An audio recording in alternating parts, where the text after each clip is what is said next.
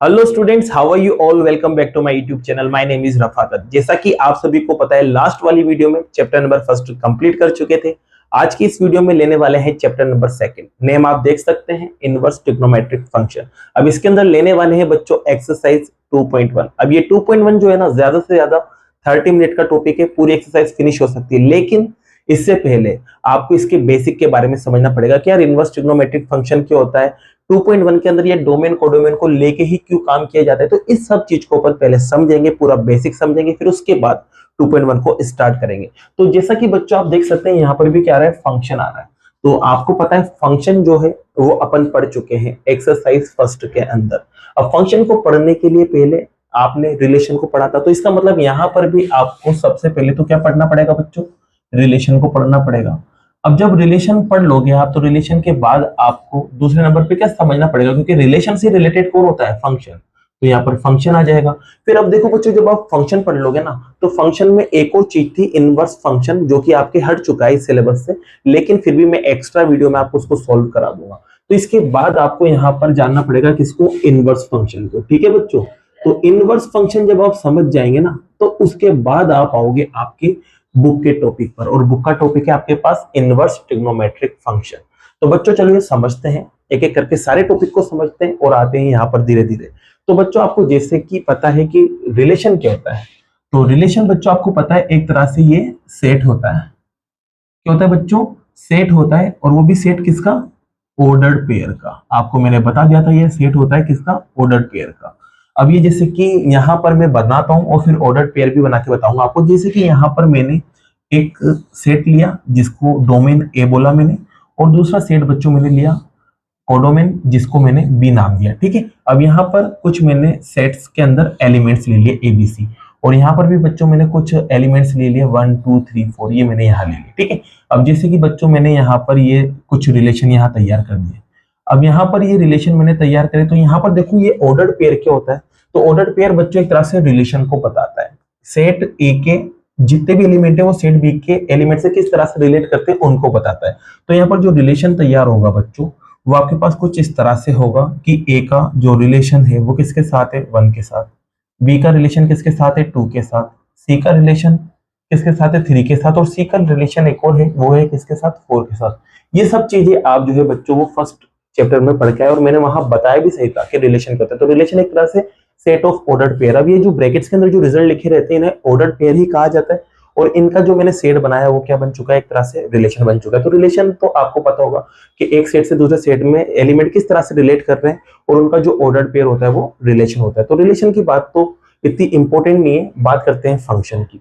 तो देखिए बच्चों, दूसरे नंबर पे आपके पास है फंक्शन। अब फंक्शन क्या बोला है, तो फंक्शन में देखो बच्चों, मैंने आपको बताया था कि जैसे कि कोई भी रिलेशन वही फंक्शन बन जाता है। कोई भी रिलेशन क्या होता है, फंक्शन बन जाता है बच्चों। अब ये फंक्शन कब बनता है, तो इसके अंदर दो बातें थी। इसके अंदर क्या थी बच्चों, दो बातें थी। अब दो बातों में से सबसे पहली बात तो यह है कि जो डोमेन है ना, जो डोमेन है उसके सारे के सारे एलिमेंट का रिलेशन होना चाहिए। डोमेन के सारे एलिमेंट का रिलेशन होना चाहिए। जैसे कि अभी इस बात को समझाता हूं मैं, पहले तो यहां लिख लेते हैं अपन, relation of all element of domain. अब इसको भी समझा देता हूं, ये बात क्या है इसको समझते हैं। जैसे कि बच्चों मान लो मैंने यहाँ पर ये दो सेट बनाया, एक तो ये और दूसरा ये। अब यहाँ लिखा मैंने ABC, और यहाँ लिखा 1 2 3 और ये 4। अब जैसे कि यहाँ मैंने एक का रिलेशन बना दिया, मैंने बी का रिलेशन बना दिया, और ये बी का इसके साथ भी रिलेशन बना दिया। ठीक है, अब देखो यहाँ पर जो डोमेन था उसके सभी के सभी एलिमेंट का रिलेशन है। आप कहोगे सर सभी का नहीं है, सिर्फ ए और बी का है, सी का रिलेशन यहाँ नहीं है। तो इसका मतलब सभी के रिलेशन होंगे ना, तभी जाके फंक्शन कहलाएगा। पहली कंडीशन तो ये थी। आगे बात समझ में, फंक्शन कब कहलाएगा, पहली कंडीशन में कि जो डोमेन है उसके सभी के सभी एलिमेंट एक तरह से रिलेशन रखते हो दूसरे सेट के एलिमेंट से। तो पहली बात तो ये है। अब चलो दूसरी बात पाते हैं। दूसरी बात क्या है उसको भी समझते हैं। अब दूसरी बात ये कहती है बच्चों की जो डोमेन है ना, वापस से खिंच पाएंगे डोमेन पे। डोमेन के आपको इमेजेस देखना है। इमेजेस का मतलब ये किससे रिलेशन रख रहे हैं उनको देखना है। अगर इनके इमेज कैसे हैं, यूनिक आ जाए, क्या आ जाए बच्चों, यूनिक आ जाए, तो आपका काम हो जाएगा। दूसरी बात यह है कि ये कहता है कि इमेज जो होना चाहिए ना, वो कैसे होना चाहिए, यूनिक होना चाहिए। तो यहाँ पर यूनिक इमेज होंगे तब जाके भी आप कहेंगे कि क्या है, फंक्शन है। अब यूनिक इमेज से मतलब क्या है तो उसको समझते हैं। जैसे कि देखो बच्चों, मैं यहाँ पर दो एग्जांपल लेने जा रहा हूँ। एक तो ABC और यहाँ 1 2 3 और 4 ये मैंने ले लिया। एक और एग्जांपल लेता हूँ बच्चों, यहाँ पर वही ABC और यहाँ ले लिया बच्चों मैंने आपके पास जैसे कि 1 2 3 और ये 4। ठीक है बच्चों, ये देख सकते हैं आप यहाँ पर। अब यहाँ आप देखोगे बच्चों, यहाँ पर मैंने देखा कि ए का जो रिलेशन था या ए का जो इमेज था वो 1 आ रहा है, बी का इमेज 2 आ रहा है और सी का इमेज देखो बच्चों क्या आ रहा है, क्या आ रहा है, सी का इमेज 3 आ रहा है। तो यहाँ देखोगे सबके एक यूनिक इमेज है, मतलब एक एक इमेज है सबका। लेकिन अगर बाई चांस मैं देखो इसको थोड़ा सा चेंज कर दूं, जैसे कि मैंने ए का इमेज 1 भी ले लिया और ए का इमेज मैंने 3 भी ले लिया और इसी बी का इमेज तो 2 ले लिया और सी का इमेज मैंने क्या ले लिया 4। तो इस कंडीशन में फिर ये फंक्शन नहीं होगा। क्यों नहीं होगा? क्योंकि यहाँ पर जो रिलेशन है ना बच्चों, या जो इमेज है, इसका जो इमेज है वो यूनिक नहीं आ रहे, इसके दो दो इमेज आ रहे हैं। इस वजह से ये जो फंक्शन है ये फंक्शन ही नहीं कहलाएगा, ये रिलेशन फंक्शन ही नहीं कहलाएगा। लेकिन ये जो रिलेशन है वो फंक्शन कहलाएगा कब? क्योंकि यहाँ पर बच्चों सबके यूनिक इमेज आ रहे हैं, तो दोनों बातों को सेटिस्फाई करना चाहिए। दोनों बातों को सेटिस्फाई का मतलब पहला तो जितने भी जो रिलेशन है डोमेन में, जितने भी एलिमेंट है उन सभी का रिलेशन होना चाहिए। तो यहाँ देख सकते हो सभी एलिमेंट का रिलेशन है। दूसरी बात करें, यूनिक इमेज होना चाहिए। यूनिक इमेज जैसे कि एक का एक ही इमेज होना चाहिए, तो यहाँ पर एक का एक ही इमेज है तो ये यूनिक इमेज है। ये ऐसे भी हो सकता था, ध्यान रखना, जैसे कि यहाँ पर मैंने लिखा ABC और यहाँ लिखा मैंने 1 2 3 4। अब जैसे कि मैंने इसका इमेज ये बना दिया, ठीक है बच्चों। अब इसके अलावा मैंने यहाँ पर इसका इमेज ये बना दिया और इसका इमेज मैंने ये बना दिया। तो ये भी एक तरह से ये जो रिलेशन है ये भी क्या है? फंक्शन है। क्यों फंक्शन है? क्योंकि देखते हैं, देखो यहाँ देखो ए का कितना इमेज है 1 आ रहा है, बी के भी कितने इमेज है, एक ही है वो है 2, और सी के भी कितने इमेज है, एक ही है वो भी 2 है। लेकिन यहाँ पर एक के दो दो इमेज आ रहे थे, तो ये फंक्शन नहीं था, लेकिन ये फंक्शन है। अब ये फंक्शन क्यों है? क्योंकि सारे के सारे एलिमेंट रिलेशन में है, सारे के सारे एलिमेंट क्या करते हैं? रिलेशन में है। इसके अलावा जो इस सेट के जो एलिमेंट है उन सबका जो इमेज है वो यूनिक भी है, मतलब एक ही है। तो इस वजह से ये क्या होगा? फंक्शन है। तो फंक्शन की आपको बात पता चल गई है बच्चों के फंक्शन में दो बातें हैं। कितनी बातें? दो। पहली तो क्या होना चाहिए कि जो डोमेन है उसके सारे के सारे जो एलिमेंट्स है उनका रिलेशन अवेलेबल हो, और दूसरी बात यह है कि जो डोमेन के अंदर जितने भी एलिमेंट है उनका इमेज कैसे होना चाहिए? यूनिक होना चाहिए। तब जाके ये क्या होता है? फंक्शन होता है। तो ये फंक्शन आपको समझ में आ गया होगा। अब फंक्शन समझ में आ गया ना, तो समझते हैं आप इसको इनवर्स फंक्शन को। ठीक है, तो आप इसको नोट कीजिए, फिर इसको मैं रफ करता हूं, फिर इनवर्स फंक्शन पे आता हूं। तो आप इसको नोट कर लीजिए 1 मिनट के लिए फटाफट। तो बात करते हैं बच्चों इनवर्स फंक्शन की। तो ध्यान रखना, कोई भी फंक्शन f इनवर्स फंक्शन कहलाता है। अब ये अगर दो बातों को सेटिस्फाई करते हैं, दो बातें कौन कौन सी? पहली बात तो ये है कि फंक्शन जो है वो 1 1 होना चाहिए। क्या होना चाहिए बच्चों? 1 1 होना चाहिए। और दूसरी बात ये है कि फंक्शन जो है वो क्या होना चाहिए? ऑन टू होना चाहिए। अगर कोई फंक्शन 1 1 और ऑन टू दोनों है ना, तो फिर वो फंक्शन क्या कहलाता है? इनवर्स फंक्शन कहलाता है। अब आपने कहा सर 1 1 और ऑन टू ही क्यों होना चाहिए, बिना 1 1 के फंक्शन क्यों नहीं होगा? तो उसको भी मैं समझाता हूँ। देखो इधर तो देखना बच्चों, सबसे पहले तो देखो ये इनवर्स फंक्शन है ना, जैसे कि ये कोई फंक्शन था, अब इसका इनवर्स फंक्शन है, उसको रिप्रेजेंट कैसे करेंगे? f पर पावर -1 लगा दो, इसका मतलब होता है f इनवर्स। इसको रेट करते हैं अपन f इनवर्स से। अब जैसे कि देखो, पहले तो मैं आपको इनवर्स बनाना बताता हूँ, फिर उसके बाद बताऊंगा कि 1 1 और ऑन टू होना क्यों जरूरी है इनवर्स फंक्शन के अंदर। तो देखिए, जैसे कि बच्चों यहाँ पर मैंने मान लो आपके पास एक फंक्शन दे रखा है, ये एक फंक्शन है आपके पास जो कि कुछ इस तरह से, यहाँ लिख दिया मैंने a1, इसके अलावा b2 और इसके अलावा लिख दिया c3। ठीक है, अब इसका देखो मैं एरो डायग्राम बनाता हूँ समझाने के लिए आपको। जैसे कि एरो डायग्राम मैंने यहाँ बना लिया, ये लो एरो डायग्राम बना लिया। यहाँ a b c जो फर्स्ट ऑर्डर पेयर के जो फर्स्ट एलिमेंट होते हैं वो फर्स्ट सेट के एलिमेंट कहलाते हैं, और जो सेकंड एलिमेंट होते हैं सेकंड सेट के एलिमेंट कहलाते हैं। तो ये 1 2 3 हो गया। ठीक है बच्चों, ये आपके पास एक फंक्शन था, ये क्या था? आपके पास एक फंक्शन है।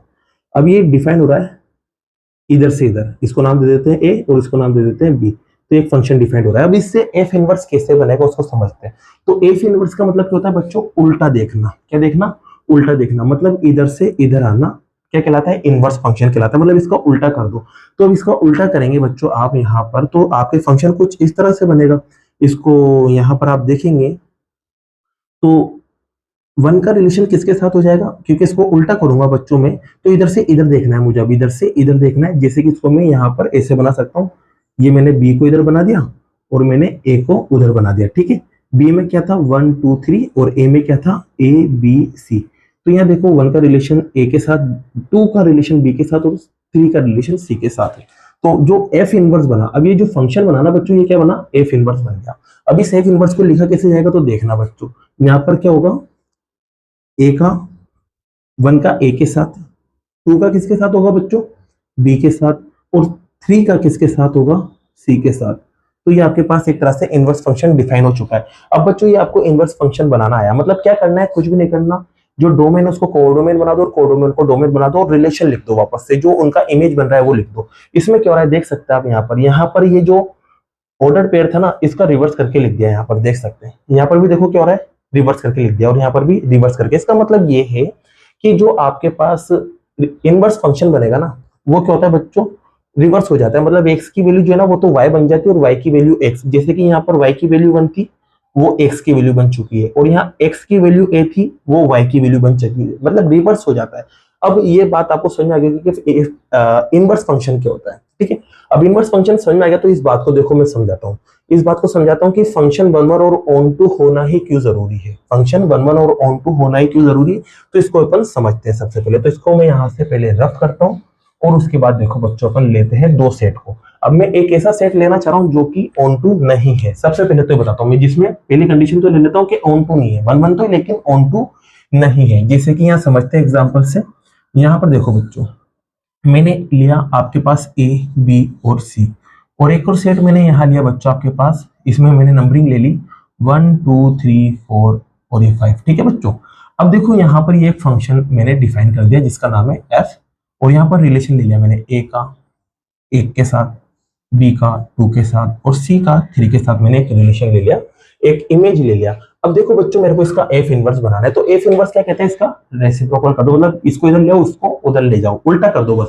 तो इसका मैं उल्टा करूंगा बच्चों यहाँ पर, तो इसको जब मैं एफ इनवर्स बनाऊंगा, क्या बनाऊंगा बच्चों एफ इनवर्स, ये लो मैंने एफ इनवर्स बना दिया। तो इधर वाले तो इधर आ जाएंगे एलिमेंट, तो 1 2 3 4 और 5 ही आ जाएगा और एबीसी उधर चला जाएगा बच्चों एबीसी। अब देखो यहाँ पर देखते हैं, एक का रिलेशन ए के साथ है, 2 का किसके साथ है बी के साथ, तो ये लो बच्चों 2 का बी के साथ, और 3 का किसके साथ है सी के साथ, तो ये लो 3 का सी के साथ। ये लो बच्चों अब ये कुछ इनवर्स फंक्शन आपके कुछ इस तरह से बन गया, ये एक क्या बना आपके इनवर्स फंक्शन। अब देखो बच्चों ये इनवर्स फंक्शन बन गया ना, अब चेक करते कि ये फंक्शन है या नहीं है। फंक्शन की 2 कंडीशन थी यहाँ लिखी हुई है। पहली कंडीशन क्या होना चाहिए कि जो भी डोमेन है ना उसके सारे के सारे एलिमेंट का रिलेशन होना चाहिए। क्या यहाँ डोमेन के अंदर सारे के सारे एलिमेंट का रिलेशन है, आप कहोगे सर नहीं है, यहाँ पर 4 का भी रिलेशन नहीं है और 5 का भी रिलेशन नहीं है। इसका मतलब ये फंक्शन ही क्या है बच्चों, फंक्शन ही नहीं है, ये फंक्शन ही नहीं है। तो इसका मतलब ऑन टू होना ही जरूरी है फंक्शन में, जब जाके उसका इनवर्स निकल सकता है। अगर मैंने ऐसी कंडीशन लगा दी तो फिर ये फंक्शन ही नहीं रहा, और फंक्शन नहीं रहा तो फिर इनवर्स निकालना ही मुश्किल हो जाएगा, तो यहाँ पर इनवर्स फंक्शन आपके नहीं निकल पाएगा। चलो अब मैं लेता हूँ 1 1 नहीं, मैं 1 1 को नहीं लेता, अब मैं क्या नहीं लेता, मैं 1 1 को नहीं लेता। जैसे कि देखो यहाँ पर सेम एग्जाम्पल लेते हैं बच्चों अपन और 1 1 नहीं लेते यहाँ पर अपन, और उसमें भी देखते हैं कि इनवर्स बन सकता है कि नहीं बन सकता। तो 1 1 का एक एग्जाम्पल लेते हैं, इसमें बच्चों मैंने यहाँ लिया एक तो डोमेन, जिसमें ले लिया मैंने 1 2 3 और 4, और एक लिया मैंने कोडोमेन जिसमें लिया मैंने ए बी और सी, और एक फंक्शन है जिसका नेम एफ ले लेते हैं। अब देखो बच्चों मैं 1 1 नहीं लेना चाह रहा हूँ। अब 1 1 कब होता है, जब अलग अलग एलिमेंट की इमेज अलग अलग नहीं आए तब वो 1 1 नहीं होता है।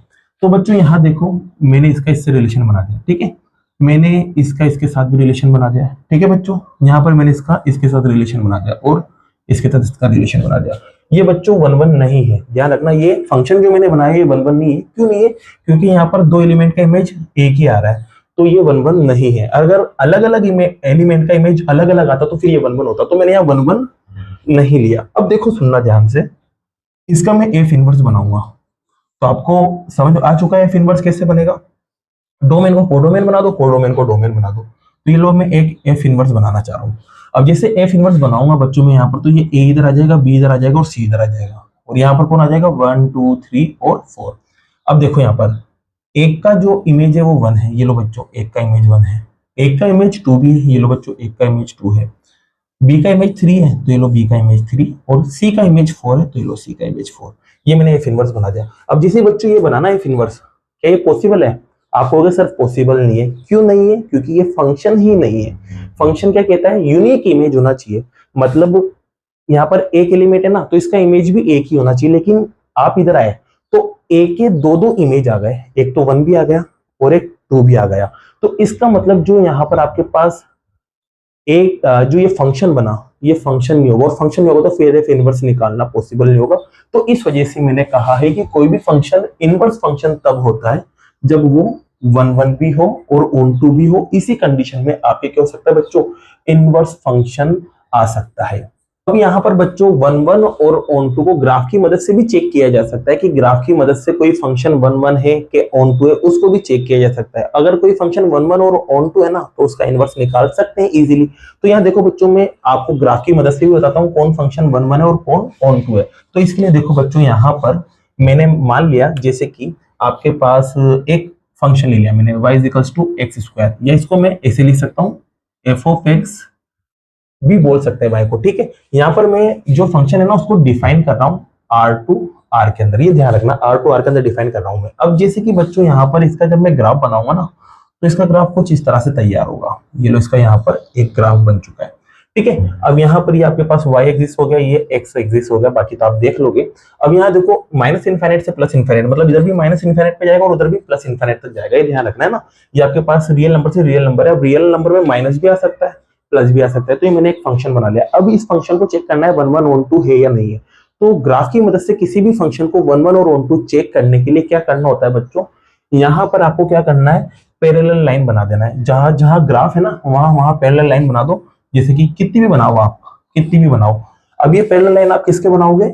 एक्स एक्सिस के बनाओगे। अब जब लाइन आप एक्स एक्सिस के पैरेलल बनाते हो ना, क्या बनाते हो बच्चों? एक्स एक्सिस की लाइन पैरेलल बनाते हो। अगर ये लाइन जो ग्राफ बना फंक्शन का, अगर उस फंक्शन को 2 पॉइंट पे कट करती है, कितने पॉइंट पे कट करती है? 2 पॉइंट पे कट करती है। तो इस कंडीशन में जो फंक्शन है ना तो 1 1 होता है ना ही ऑन टू होता है। ध्यान रखना, नाइदर 1 1 नॉर ऑन टू, ये ध्यान रखना। आप जब एक से ज्यादा पॉइंट पे कट करेगी ना किसी भी फंक्शन के ग्राफ को, लाइंस एक्स एक्सिस के पैरेलल वाली, तो वो फंक्शन ना तो 1 1 होगा ना ही ऑन टू होगा। लेकिन अगर बच्चों में इसका डोमेन और कोडोमेन थोड़ा सा चेंज कर दूं, मैं इसको थोड़ा सा अलग टाइप से लूं। जैसे कि इसको देखो, मैं यहाँ पर ऐसे लेना चाह रहा हूँ, यहाँ समझना ध्यान से। जो फंक्शन है ना उसको मैं कुछ इस तरह से ले रहा हूँ, 0 से इनफाइनाइट तक ले रहा हूं मैं इसको। मान लेते हैं 0 से इनफाइनाइट तक ले रहा हूं। अब 0 से इनफाइनाइट तक लूंगा बच्चों में यहाँ पर, तो समझना इसका ग्राफ देखो कैसा बनेगा। मैं दोबारा बता देता हूँ आपको। यहाँ पर जैसे कि ये 0 लिखा हुआ है और यहाँ पर ये एक्स एक्सिस लिखा हुआ और ये एक्स डैश हो गया और ये वाई हो गया। अब जैसे कि बच्चों यहाँ पर पहले तो माइनस इनफाइनाइट से प्लस इनफाइनाइट जा रहा था, है ना। अब देखो मैं क्या ले रहा हूँ, 0 से इनफाइनाइट तक, वो भी प्लस के इनफाइनाइट तक। तो इसका मतलब इधर तो नेगेटिव आएगा, तो इसको तो अपन हटा देते हैं। ये मैंने हटा दिया, ग्राफ इसी का ही बनेगा, लेकिन मैंने इस बार चेंज कर दिया। पहले आर टू आर था, अब मैंने क्या ले लिया बच्चों यहाँ पर 0 से प्लस के इनफाइनाइट तक, मतलब यहां से यहां तक मैंने रिजल्ट ले लिया। अब जब मैं यहाँ पे पैरेलल लाइन बनाऊंगा बच्चों, जहां जहां ग्राफ है वहां पैरेलल लाइन बनाऊंगा, तो आप देखेंगे इस ग्राफ को ये जो लाइन है, ये जो सारी की सारी लाइन से पैरेलल लाइन, वो सिर्फ एक ही पॉइंट पे कट कर रही है। देख सकते हैं आप, एक ही पॉइंट पे कट कर रही है। जब एक ही पॉइंट पे कट करती है ग्राफ को पैरेलल लाइन, तो इस कंडीशन में जो फंक्शन है बच्चों, वो क्या होता है? 1 1 भी होता है और साथ में ऑन टू भी होता है। तो आपको ग्राफ की मदद से चेक करना है कि कोई भी फंक्शन 1 1 और ऑन टू कब होगा? जब एक्स के पैरेलल लाइन आप बनाओगे और वो ग्राफ को सिर्फ एक पॉइंट पे कट करे, तो वो 1 1 और ऑन टू होता है। और अगर एक से ज्यादा पे कट करेगा तो फिर वो क्या होता है? 1 1 और ऑन टू। अब एक मजे की बात ये है बच्चों कि जितने भी आपके पास ट्रिग्नोमेट्रिक फंक्शन होते हैं ना, जितने भी ट्रिग्नोमेट्रिक फंक्शन होते हैं, वो इनवर्स फंक्शन नहीं होते हैं, वो इनवर्स फंक्शन नहीं होते। तो फिर अपन यहाँ इनवर्स फंक्शन के बारे में क्यों पढ़ रहे हैं? जैसे कि देखो समझाता हूँ मैं आपको। यहाँ पर देखते हैं एक बात। जैसे कि आपको पता है बच्चों, यहाँ पर पता है आपको कि जो ये साइन का ग्राफ होता है ना, वो कुछ इससे बनता है। ये साइन का जो ग्राफ है वो कुछ ऐसा बनता है, आप सबको पता है। अब इसमें मैं पैरेलल लाइन बनाऊंगा यहाँ, तो आप देखोगे एक से ज्यादा पॉइंट पे कट कर रही है लाइन, एक से ज्यादा पॉइंट पे कट कर रही है। फिर भी ये अपन पढ़ रहे हैं इनवर्स के अंदर, क्योंकि ये जो ग्राफ है वो साइन का है और साइन एक ट्रिग्नोमेट्रिक फंक्शन है, और ये तो 1 1 है ही नहीं, और 1 1 नहीं है तो फिर अपन उसका इनवर्स भी नहीं निकाल सकते, लेकिन फिर भी अपन इनवर्स के बारे में पता है, तो इसकी चर्चा अपन आगे करेंगे थोड़ा सा। लेकिन उससे पहले मैं थोड़ा सा आपको इनवर्स बनाना बताता हूँ कि इनवर्स ग्राफ की मदद से कैसे बना सकते हैं। इनवर्स फंक्शन आप ग्राफ की मदद से कैसे बना सकते हैं और कैसे ढूंढ सकते हैं। तो इसके लिए देखो बच्चों, में पहले आपको इनवर्स बनाना सिखाता हूँ, फिर मैं यहाँ पर धीरे धीरे साइन के ग्राफ पे भी आऊंगा और इसमें आपको बताऊंगा कि 1/1/2 किस कंडीशन में लिया गया। फिर आप समझोगे कि हाँ 1/1/2 इसकी मदद से आता है, और कैसे आता है वो भी बताता हूँ थोड़ी देर बाद। लेकिन पहले यहाँ पर आप सीखोगे फंक्शन को इनवर्स बनाना, कि इनवर्स फंक्शन कैसे बनेगा ग्राफ की मदद से। तो इसके लिए देखो बच्चों, मैं एक एग्जांपल लेता हूँ आपके यहाँ पर, इसको रफ करते हैं और एक एग्जांपल लेते हैं। जैसे कि आपके पास बच्चों यहाँ पर मैंने ये ग्राफ के अंदर लाइन ले ली, एक तो लिया मैंने एक्स एक्सिस और एक लिया वाई एक्सिस। मैं फर्स्ट टू क्वाड्रेंट ले रहा हूँ ताकि आपको समझाने में इजी रहेगा। यहाँ ले लेता हूँ 1, यहाँ ले लेता हूँ 2 और यहाँ पर 3, इसी यहाँ पर 1, यहाँ पर 2 और यहाँ पर 3। ठीक है, अब जैसे कि देखो एक फंक्शन में बनाता हूँ समझने के लिए। जैसे कि एक फंक्शन मैंने बनाया यहाँ पर, ये एक फंक्शन है बच्चों जिसमें मैंने लिया यहाँ पर 0, 1 और 2। ठीक है, और यहाँ पर या फिर ऐसा करते हैं, थोड़ा बदल देते हैं, यहाँ पर ले लेते हैं आप जैसे कि 1, 2, 3 और यहाँ ले लेते हैं आप 0, 1 और 2। ये एक फंक्शन मैंने बना दिया। ठीक है, आपको इजीली समझ में आ जाएगा कि ग्राफ की मदद से आप इनवर्स फंक्शन को कैसे ढूंढ सकते हैं। फिर इसी में साइन का इनवर्स फंक्शन ढूंढ के बताऊंगा आपको। ये एक फंक्शन है बच्चों, इसको हटाते हैं यहाँ से, और ये एक फंक्शन है, ये डिफाइन हो रहा है। ठीक है, अब जैसे कि इसका मैं इनवर्स फंक्शन बनाऊं, क्या बनाऊं बच्चों, इनवर्स फंक्शन। तो इनवर्स फंक्शन बनाऊंगा तो ये इधर आ जाएगा और ये उधर चला जाएगा। तो यहाँ देखना आप, ये 0 आया, यहाँ 1 आया और यहाँ 2 आया, और ऐसे ही यहाँ पर क्या क्या आ जाएगा 1, 2 और 3, और ये एक इनवर्स फंक्शन आपके तैयार हो चुका है। ठीक है, अब देखोगे 0 का इमेज 1 है, 1 का इमेज 2 है और 2 का इमेज 3 है। अब देखो बच्चों, इसको मैं बना के बताता हूँ आपको और समझाता हूँ कि ग्राफ की मदद से आप कैसे बना सकते हैं। सबसे पहले तो देखो, यहाँ पर मैं एक पॉइंट लगाता हूँ। क्या लगाता हूँ बच्चों, एक पॉइंट लगाता हूँ। जैसे कि इसको अगर मैं रोस्टर फॉर्म में लिखूं, तो रोस्टर फॉर्म में कैसे लिखा है मेगा 1,0, ये कैसे लिखा है मेगा 2,1 और ये कैसे लिखा है मेगा 3,2। ठीक है बच्चों, बात करें इसकी तो ये कैसे लिखा है मेगा, इसको देखते हैं। तो इसका रोस्टर फॉर्म बनाते हैं अपन यहाँ पर फंक्शन का, एफ इनवर्स वाले का। तो एफ इनवर्स में देखो क्या हो रहा है, यहाँ पर बच्चों आपके पास बनेगा 0,1, फिर आपके पास बनेगा 1,2, फिर आपके पास बनेगा 2,3। अब देखना मैं ग्राफ बनाता हूँ और आपको 2 मिनट में पकड़ाता हूँ कि इनवर्स फंक्शन बनता कैसे। जैसे कि यहाँ देखो 1,0 है, तो 1,0 आपको पता है यहाँ पर बनता है, ये लो 1,0। अब देखो इसमें मैं थोड़ा सा रेफरेंस के लिए यहाँ पर ग्राफ के अंदर जैसे लाइन आती है ना, वैसे बना देता हूँ ताकि आपको समझने में इजी रहेगा।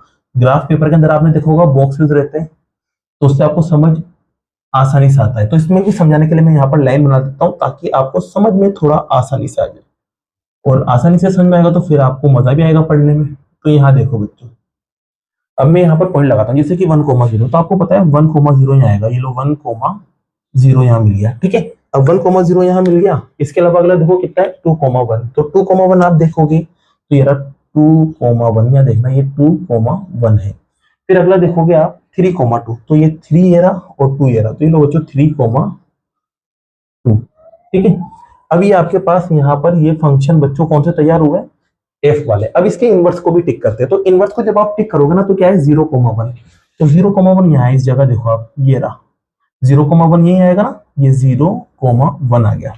ऐसे देखो 1,2, 1,2 का मिलेगा, 1,2 यहाँ मिलेगा आपको पता है, तो यहाँ आ जाएगा 1,2। ऐसी 2,3 कहाँ मिलेगा, तो 2,3 आपको इस जगह मिलेगा, ये 2,3 यहाँ मिल गया। अब देखो बच्चों, आपको डायरेक्ट है ना ग्राफ की मदद से भी इनवर्स फंक्शन को निकाल सकते हैं। अब इनवर्स फंक्शन को देखो कैसे निकाला जाए। तो इसके लिए बच्चों क्या करते हैं, जो आपके पास ग्राफ होता है ना, इसके अंदर ये जो दोनों लाइंस होती है ना, ये चेंज हो जाती है। एक्स वाली को वाई पे बना दो, वाई वाली को एक्स पे बना दो, और पता करने के लिए क्या करते हैं अपन, वाई इजिकल्स टू एक्स वाली लाइन बनाते हैं और इसके दोनों तरफ के इमेज ले लेते हैं। आपको इनवर्स फंक्शन 2 मिनट में मिल जाता है। जैसे कि देखो मैं वाई इक्वल्स टू एक्स वाली लाइन बनाता हूँ, तो आपको पता है वाई इक्वल्स टू एक्स वाली लाइन कुछ ऐसे बनती है, ये लो y इक्वल्स टू एक्स वाली लाइन कुछ ऐसे बनती है। अब आप देखोगे ये जो पॉइंट था 2,1, इसका इनवर्स यहाँ बैठा हुआ है, तो जितना इस लाइन से नीचे था ना उतना इस लाइन के ऊपर इसका इमेज आया। देखो आप, तो जो यहाँ पर था उसका इमेज यहाँ आ रहा है। इसे देखो 3,2 यहाँ है, तो इसके जितना ऊपर ही 2,3 इसका इमेज आ रहा है। देखो 3,2 था, उसका 2,3 यहाँ आ चुका है। इसी 1,0 था तो इसका देखो जस्ट ऊपर यहाँ पर आ रहा है। तो इसका मतलब इनवर्स फंक्शन बनाने के लिए पहले तो आपके जो भी पॉइंट दे रखे ना उसको रख दो, फिर एक लाइन बनाओ, लाइन कौन सी, y इक्वल्स टू x वाली लाइन। अब इस जो भी पॉइंट आपको दे रखे ना उनके इमेजेस ले लो। अब इसका इमेज यहाँ आएगा, इसका इमेज यहाँ आएगा और इसका इमेज यहाँ आएगा। जिसे इमेजेस आप लेते जाओगे तो ये जो फंक्शन तैयार होगा ना बच्चों आपके पास, ये कौन सा फंक्शन तैयार हो जाएगा, इनवर्स। तो इनवर्स फंक्शन को बनाने के लिए आपको क्या करना पड़ता है, जो भी ग्राफ दे रखा है, क्या दे रखा है, जो भी आपको ग्राफ दे रखा है उसका सिमेट्रिक बना डालो y इक्वल्स टू x वाली लाइन पे। अब आपको पता है बच्चों, आपको क्या पता है कि जो साइन का जो ग्राफ था, क्या था, साइन का जो ग्राफ था वो कुछ इस तरह से था। साइन का जो ग्राफ था वो कुछ इस तरह से होता है, आपको सबको पता है। ये साइन का आपके पास ग्राफ है, ये कुछ इस तरह से होता है, आप सबको पता है अच्छे से। और इनवर्स का ग्राफ है ना वो कुछ इस तरह से होता है, इनवर्स का ग्राफ कुछ इस तरह से होता है, ठीक है। अब ये बना कैसे था उसको बताता हूं, देखो मैं समझाता हूं, आपको समझने में इजीली आपको आसानी रहेगी। तो यहाँ देखो बच्चों, यहाँ देखो, जैसे कि मान लो मैंने ये आपके पास एक साइन का ग्राफ बना रहा हूं मैं, किसका, साइन का। ये लो साइन का एक ग्राफ मैंने यहाँ तैयार किया आपके लिए, ये लो एक ग्राफ तैयार कर लिया।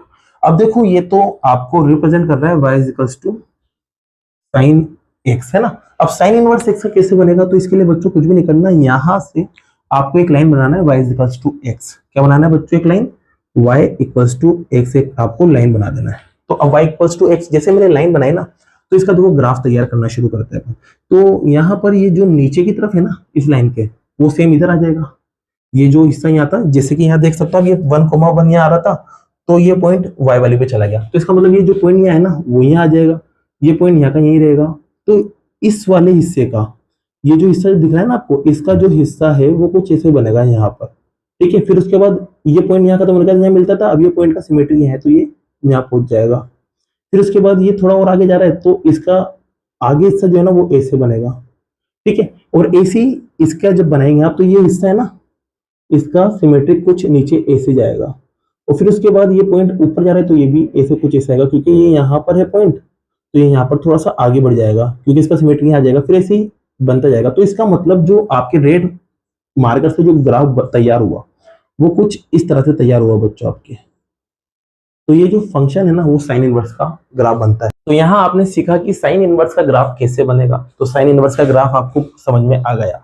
अब आपको बच्चों यहाँ पर फंक्शन को पढ़ रहे हैं, और फंक्शन भी कैसे, इनवर्स फंक्शन। अब आपको मैंने कहा है कि जो फंक्शन है वो 1 1 और ऑन टू होगा तभी तो इनवर्स होगा, लेकिन साइन का जो ग्राफ है वो ना तो 1 1 होता है ना ऑन टू होता है। जब क्योंकि इसके अंदर पैरेलल लाइन बनाते हैं, मैंने बताया था आपको, तो ये एक से ज्यादा पॉइंट पर कट करेगी पैरेलल लाइन, तो ये 1 1 और ऑन टू नहीं होगा। फिर भी 1 1 ऑन टू नहीं होने के बावजूद भी ये इनवर्स क्यों हो रहा है, इस बात को आप समझते हैं।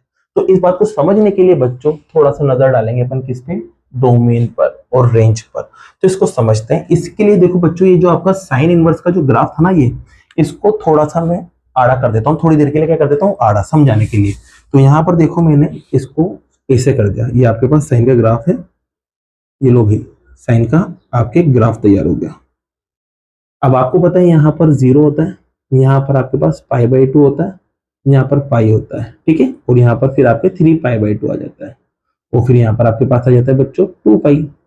ऐसे ही यहाँ पर आपके पास माइनस का π/2 आता है, फिर यहाँ पर माइनस का पाई आता है, और फिर यहाँ पर माइनस का 3π/2 आता है, और यहाँ पर आपके पास आ जाता है माइनस का 2π। इतना काफी आपको समझाने के लिए। अब देखिए बच्चों, इसको 1 1 और ऑन टू कैसे बनाया गया।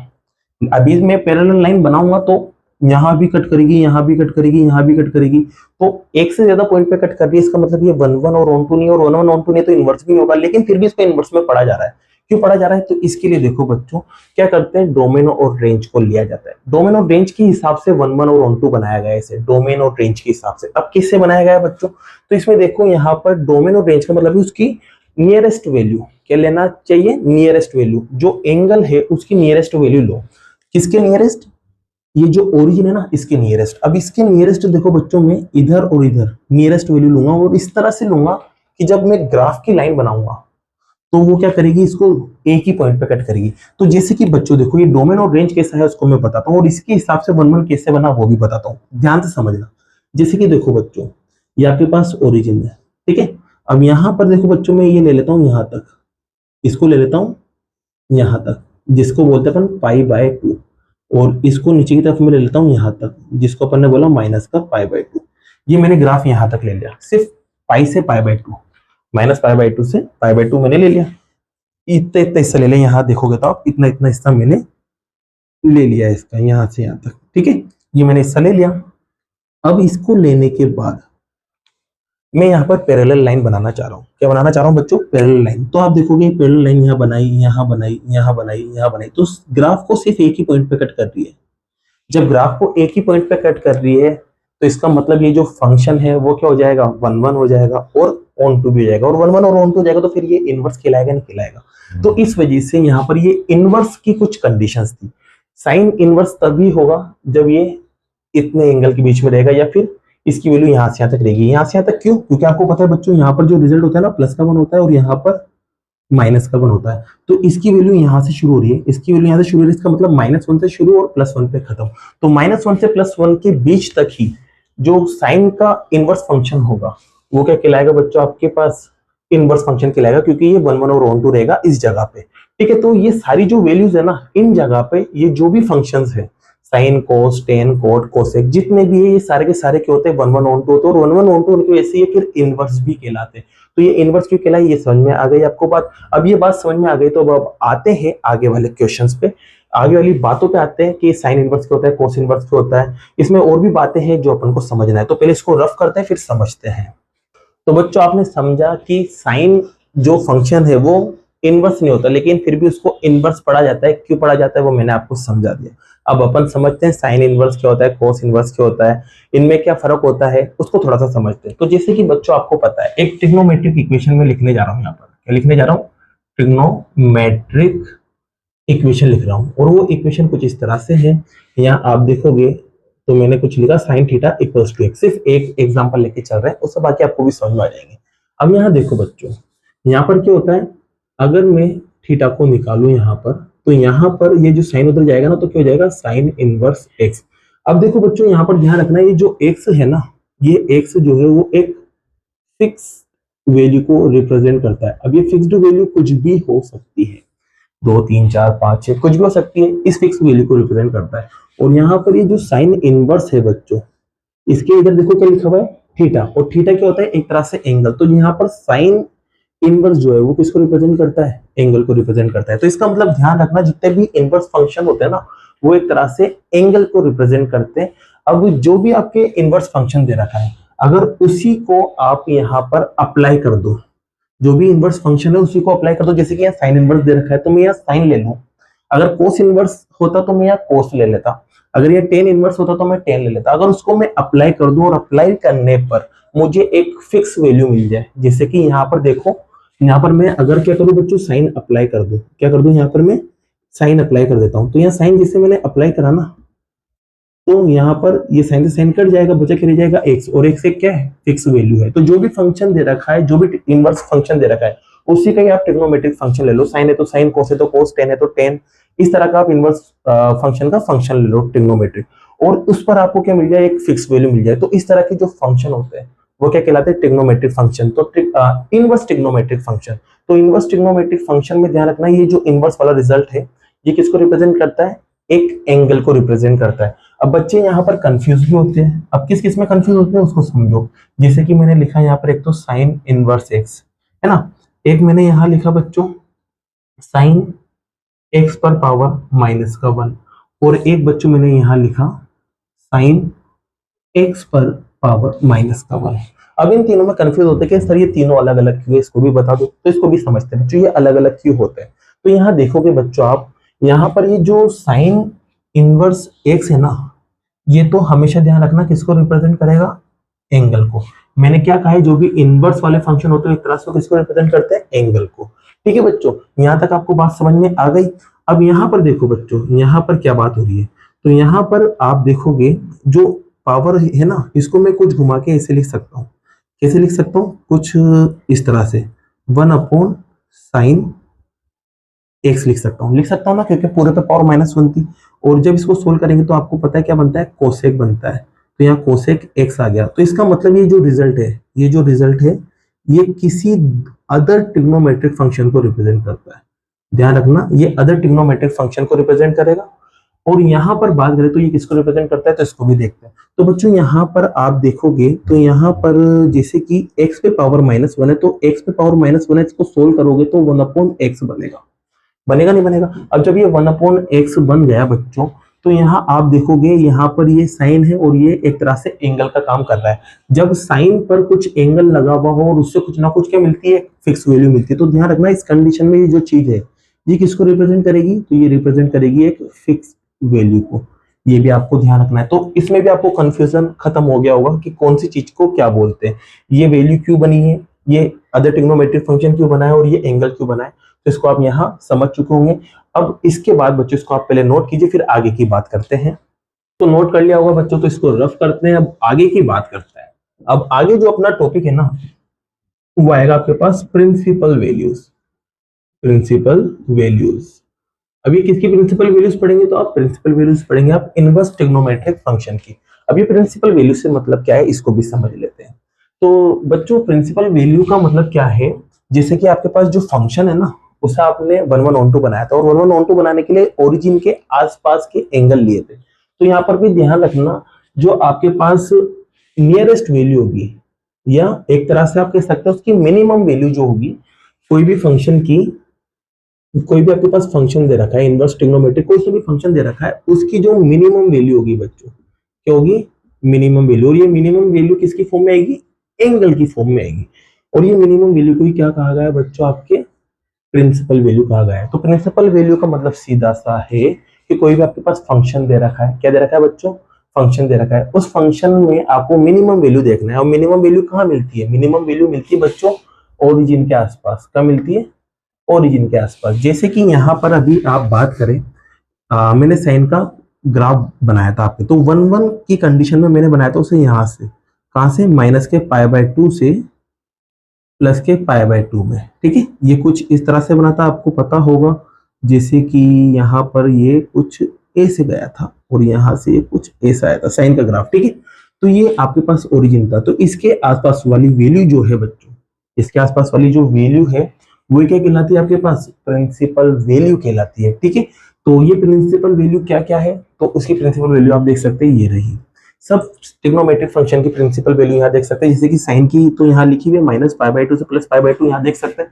कोस इनवर्स की यहाँ देख सकते हैं, कोसेक इनवर्स की यहाँ देख सकते हैं, सेक की देख सकते हैं, टेन की और कोट की आप प्रिंसिपल वैल्यू देख सकते हैं। तो प्रिंसिपल वैल्यू भी आपके बच्चों कंप्लीट हुआ।